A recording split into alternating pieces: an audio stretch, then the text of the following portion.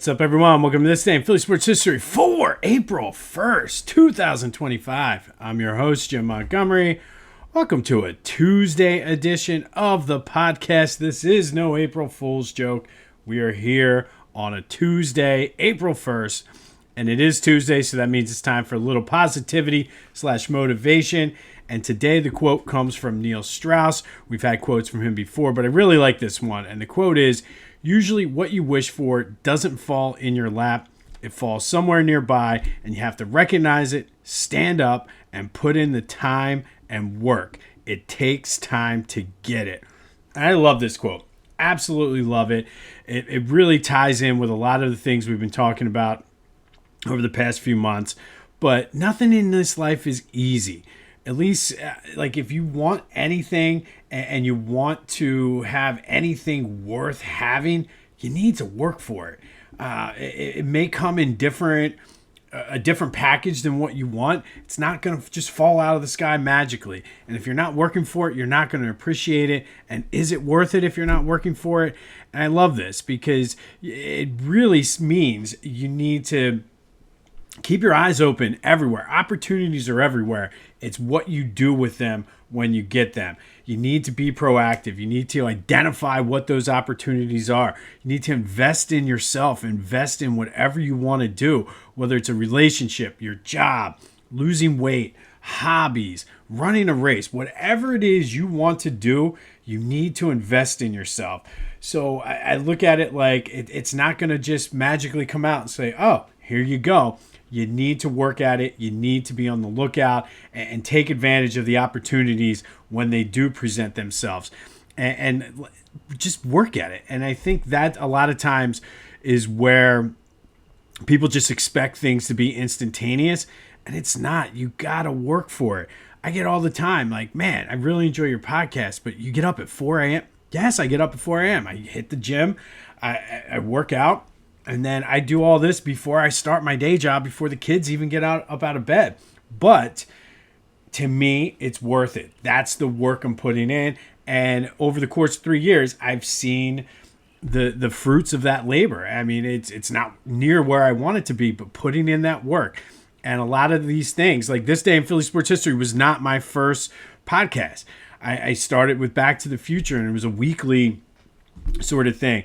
But the opportunity kind of came up, and this has opened up so many doors. So you never know where that opportunity or where that thing that you want is going to land, because it's not going to fall right on your lap. It might be a couple miles down the road, and you have to keep your eyes open for it. So like I said, I really like this quote. Hopefully it's something you can take with you on your week. Usually what you wish for doesn't fall on your lap. It falls somewhere nearby, and you have to recognize it, stand up, and put in the time and work. It takes time to get it. It's not going to be easy. It's not going to be overnight. You got to put in the work. And I think so many people today don't want to put in the work. They just want that instant gratification. And I'm telling you, it's not going to happen. So be proactive. Go look for your opportunities. Go look for that wish that you want and make it happen. And go have a great week. Hopefully that is something you can take away with it. All right, let's do some quick housekeeping like we always do to start off the show. It is April. We've turned the page on March. Thank you for all your support. Lots of feedback, positive feedback for the Women's Big Five Hall of Fame Spotlight. A lot of people saying thank you for recognizing them and everything. And if I learned anything throughout the month doing the research and trying to spotlight and highlight, it's that we need to do a better job of spotlighting women's sports. It was very, very difficult to find information on some of these ladies, and they 100% deserve. So do yourselves a favor and or do everyone a favor and do the research, and let's help get this to be mainstream. Let's continue that momentum that was there last season at the end of the NCAA tournament for the women and then the WNBA season, because to me it was a travesty that it was that difficult to find information out on some of these women who've done so much and had such an impact on the game. So there's my little soapbox TED Talk for the day. But throughout the month of April, we're going to spend the next 6 days talking with Lenny Wagner about Walter French. Then we're going to get into players who are missing rings that played a good chunk of their career here in Philadelphia. And then we'll end the month with the Eagles draft preview and spotlight the top picks for each of the rounds of the NFL draft. We'll do 8 and above, and then we'll do, now it's 7 rounds in the NFL. Now we'll do the top 8 and above, 7, 6, 5, 4, 3, 2, 1, all the way through the end of the month. Be sure to follow me on social media, Jimbo_Mott on Twitter and TikTok. On Instagram, at PhillyJimbo. Subscribe to the YouTube channel, Jimbo_Mott. Continue to spread the word. Like I said, lots of feedback on the Women's Big Five Hall of Fame, which really makes me happy that there was a ton of feedback on that. But lots of great things happening, so let's continue to grow it. All right, today is the day. Today is Tush Push Vote Day. And let's start with a recap of yesterday's question of the day. I said, should it be banned? Not surprisingly, 93% of you said absolutely not. And shout out to Bill from Flowertown, who Bill is not necessarily an Eagles fan, but is a Chicago fan, but went to Temple with him, and he lives in the area now. He said called me out on it, which I appreciate, saying you're asking the wrong question. Because should the rule have been changed in the first place back when Tom Brady kind of they let it go with being able to push the player from behind? And I don't necessarily disagree with him. And the defensive players are not allowed to use the same thing where they're not allowed to push people through the line. That is a very, very valid reason for banning the tush push. However, nobody is talking about that other than maybe Sean McVay is the only one that says, well, technically, it's kind of against the rules. Defensive players don't have that same advantage. That, I think, is, to me, the bigger issue here. And listen, if it gets banned today, it gets banned. I think the Eagles will be fine with or without it. But the fact of the matter is, Sean McDermott from Buffalo, who uses unsuccessfully in the AFC Championship game, uses the tush push, says, oh, I'm dead set against it. It's an injury risk. There is zero data to support that the tush push is an injury risk.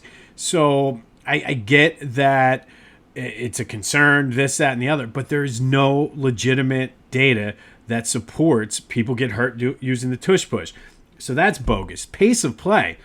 I don't understand how that messes with the pace of play any worse than a traditional quarterback sneak. You got Frankie Louvu jumping over 5 times in a row or whatever it was in the NFC Championship game. That's on them. That's the defense. That's not on the tush push in general. So I really don't buy that. And then going back to Sean McVay, he was like, well, it doesn't look like a football play. Really? Like, is that what we're doing now, NFL? We're worried about what things look like? To me, it just all comes off super petty. Listen, I don't blame them one bit. If they can get this thing banned because the Eagles have been so successful at it, more power to it. But to me, the whole process just sounds whiny and weak that, we can't stop it, so we need to ban it. And if there was a legitimate injury concern or something, like if they were more focused on the actual rule and how it used to be, and you go back to Reggie Bush and Matt Leinart when I guess it was a championship game when Reggie Bush pushed Matt Leinart in. I get all that, but nobody's talking about that. I guess that's the concern or thing I have. Like, if you want to do it by the book, like Bill says, 100%, I would support it and be like, you know what? Either give the defensive guys the chance to do that, or just outlaw pushing players with the ball 100% either way. Nobody's talking about that, though. It's about the injuries. It's about this. It's about that. And it just sounds petty and stupid, but this is where we are. So we'll find out tomorrow if the tush push is, in fact, banned. Again, I don't know, one way or the other. But, and I usually wouldn't do this, but go to Philly Goat. They have, if you're my age or around my age and you play Tecmo Bowl or Tecmo Super Bowl, you know the boxes came up with the plays. Of course, Philly Goat has a Tush Push Tecmo Bowl style shirt. So if this is the last day for the Tush Push, go get them before they sell out because I will be buying one myself. So go to Philly Goat, use the promo code Jim Montgomery to take 10% off your order and get your Tush Push Tecmo Bowl shirt. In honor of the Tush Push, you can either celebrate the fact that it is staying or you can just, I remember the Tush Push back. But Philly Goat, of course, has got you covered. So be sure to use that promo code Jim Montgomery to take 10% off. All right, Phil's home opener yesterday is an interesting one. They won 6-1. Christopher Sanchez was solid, 5 1/3 innings, 7 Ks. Hurt himself somewhat running the first base. He stayed in the game, looked like he was fine. Schwarber, Max Kepler, and Castellanos all went deep.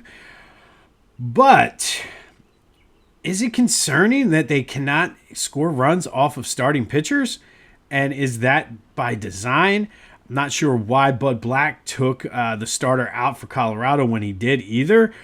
He was cruising, but I don't know. They're tearing up bullpens, but they cannot get anything going against starting pitchers. 4 games here into the season, it was good to see Trey Turner pinch hit and worked a walk and did look good seeing pitches and working the count. Got down 0-2. Was able to come back and work a walk. So while the back is a little concerning, he mentioned it might be a hip. The fact that he's not really hitting per se, he's seen a ton of pitches, which is good. That's what you want, especially if he's going to be hitting in that leadoff spot. But they're off today. They're back at it Wednesday. Zach Wheeler's on the mound. And then Thursday, we get our old buddy Taiwan on the mound. But that does lead to today's question of the day. Should we be concerned that the Phillies have not done well against starting pitchers on the Nationals and Rockies? I think if they played the Braves or even the Dodgers, it'd be okay. I get it. But they've struggled now against the Nationals and the Rockies through 4 games against their starting pitchers. Is that cause for concern, or is it just whatever? We're 4 games into the season. It's a long season. 267-495-8531. That'll get you into the Back to the Future voice and text line. I gotta say, I want to see how they come out tomorrow. I'm starting to get concerned about it.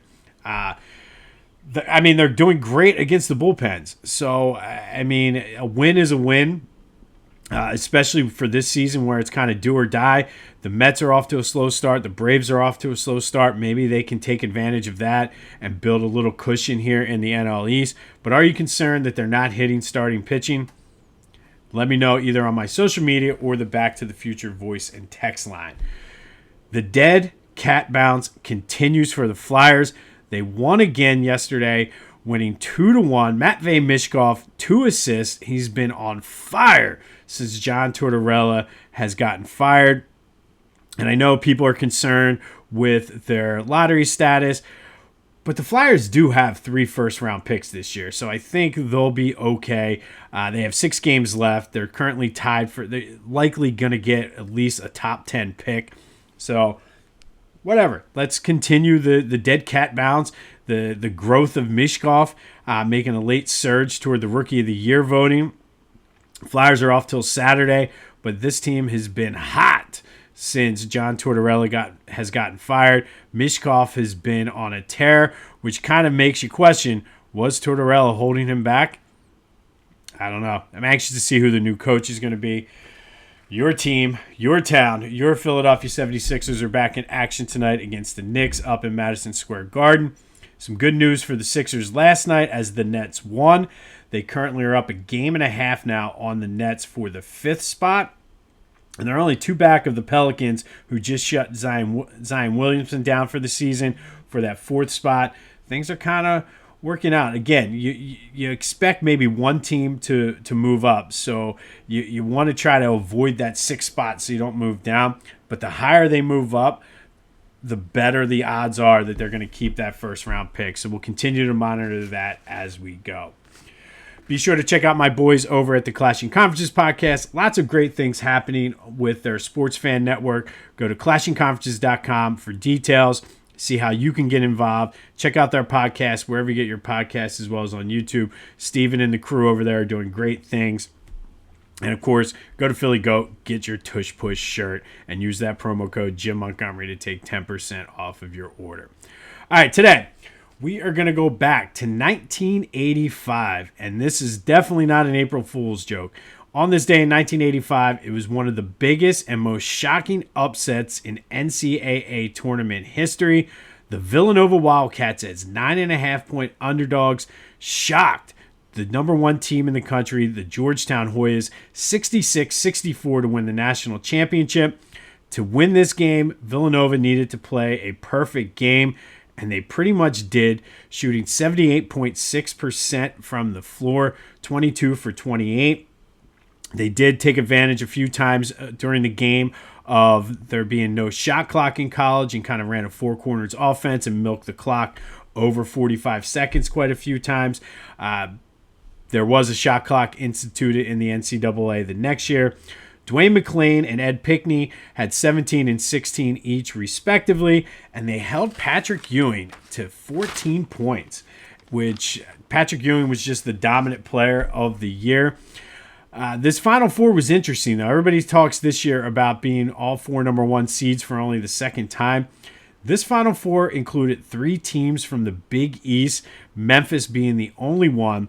Villanova, though, became the lowest seed to ever win the national championship. They became the second Big Five team to win a national championship, joining the 1954 LaSalle Explorers. To make their run through the tournament, they beat Dayton, Michigan, Maryland, UNC, and then Memphis in the Final Four before taking down Georgetown. Just, you want to talk about a magical run and running the gauntlet. The Villanova Wildcats in 1985 did just that, becoming the lowest seed to win the national championship and shocking the world with a 66-64 win over the heavily favored Georgetown Hoyas to win the second national championship in Big Five history. First in Villanova history, they would go on to win two more under Jay Wright pretty recently.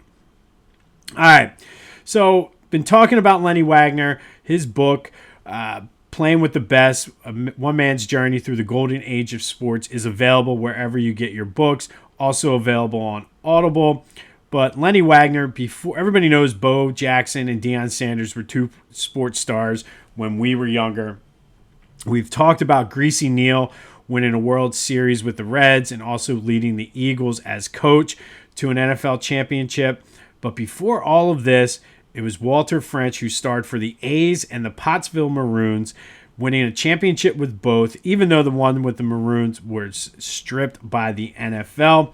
So today, we talked to Lenny about just how did Walter French get involved with the A's? How did he end up on Connie Mack's team after he was dismissed from the from Army, from West Point, due to his grades? And how did he end up in Philadelphia? So Lenny today talks about that and his early days as a member of the Philadelphia Athletics. Good. So in the years leading up to, so he started with the Athletics. Let me take a step back. He met Mike Drennan, who was Connie Mack's chief scout, on a train ride back from the Army-Navy game in 1921. And so when Walter was dismissed from Army from West Point for his academic issues, Drennan started to approach him at that point. So he joined the Athletics in 1923. Played in the minors. Connie Mack sent him to Williamsport in the New York Penn League, where he was like the best player in the league. And he came up to the Athletics at the end of the 23 season. Like happens today, they bring up minor leaguers at the end of the year, and had moderate amount of success. In 24, Connie Mack sent him back to Shreveport, which was another Athletics minor league team. Again, he set the league on fire, and would have come back to the Athletics in 24, but he injured himself in the last game he played for Shreveport, sliding into home, stealing home, and tore his ankle up, and so was not able to join the Athletic. That was the end of that season. But in 25, then he makes the team, plays in maybe half the team's games, mostly used as a pinch hitter and pinch runner. But towards the end of the season, he gets really hot. And for the last month, Connie Mack puts him in the starting lineup, and he goes off, right? He has a great, this last month of the season. And then Mack tells him that in 1926, he's going to be one of the regular outfielders for the Athletics. So Mack then shortly after trades Bing Miller, who was one of his regular left fielders. So it's obvious he's bringing Walter in. Interesting stuff. Very interesting stuff. And like I said, I mean, the fact that this dude basically got kicked out of the Army, out of West Point, came, just randomly met this dude on a train after an Army-Navy game, ended up in the Athletics farm system, and ended up making a name for himself with the big club in Philly is amazing. Tomorrow, we'll talk with Lenny about some of his early successes with the A's and then losing his starting position to a Major League Baseball legend. That is coming up tomorrow. Thank you, Lenny, for joining us today. On this day in 1985, Villanova beat Georgetown 66-64 to win the national championship. Probably the biggest upset, or one of the biggest upset, because a 16 seed did beat, I forget which one, but Arizona as the number 1 seed did lose. But this was for everything. So you got to put this up there. And if you want to talk, we're talking being concerned on the Back to the Future voice and text line about the Phillies not being able to hit starting pitching today. But if you want to talk, is the Villanova beating Georgetown for the national championship the biggest upset in NCAA tournament history? I think it's got to be top 3. Let me know your thoughts on that as well. A little bonus here on a Tuesday. We'll have all the details about the Tush Push vote tomorrow. Phil's off as they get ready to resume that series on Wednesday with the Rockies. Will the dead cat bounce continue for the Flyers? And then will the Sixers increase their distance between the Brooklyn Nets? All of that is coming up tomorrow. Today is Tuesday, though. And just remember, usually what you wish for doesn't fall in your lap. It falls somewhere nearby, and you have to recognize it, stand up, put in the time, and work. It takes time to get it. Nothing is easy. Nothing is free, especially if it's worth it. Nothing worth it is easy. And that's what I like to think, and that's what I like to go through with. So hopefully you can take that through your week. We'll have more with Lenny Wagner tomorrow. This has been This Day in Philly Sports History for April 1st, 2025. My name is Jim Montgomery. Go have yourselves a Tuesday, and until next time, I'll see you when I see you.